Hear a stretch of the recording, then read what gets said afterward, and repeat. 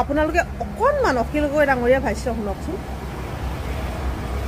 এটা আশ্চৰ্যকৰ ঘটনা ঘটিছে শিৱসাগৰত মুখ হৰুৱাবৰ কাৰণে হিমন্ত বিশ্ব শৰ্মাই ২ নম্বৰী কাম কৰা আৰম্ভ কৰি দিলে। শিৱসাগৰত আজি এটা পৰিয়াল মোৰ ওচৰলৈ আহিছিলে অলপ আগতে। তেওঁলোকৰ ভোটাৰ তালিকাখন মোৰ ওচৰলৈ লৈ আহিছিলে। মই আপোনালোকক এই ভোটাৰ তালিকাখন দেখুৱাইছোঁ।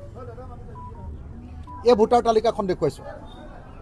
ভোটাৰ তালিকাত নীলাবিলাক তেওঁলোকৰ ঘৰৰ মানুহবিলাকৰ নাম আৰু ৰঙা যেটা দেখিছে, কেইটা ৰঙা তলত 3টা। এই 3টা ৰঙাত আপোনালোকে দেখিবলৈ পাব যে এই ৰঙা 3টাত মানে 3টা বিহাৰী মানুহৰ নাম নতুনকৈ তাতে মনে মনে অন্তৰ্ভুক্ত কৰি দিছে। শুনিলেনে? যদি সঁচাকৈ এইটো সত্য হয় তেনেহ'লে মুখ্যমন্ত্ৰী ডাঙৰীয়া ইয়াতকৈ আৰু নিৰ্লজ্জ কাম একোৱেই নাই আৰু।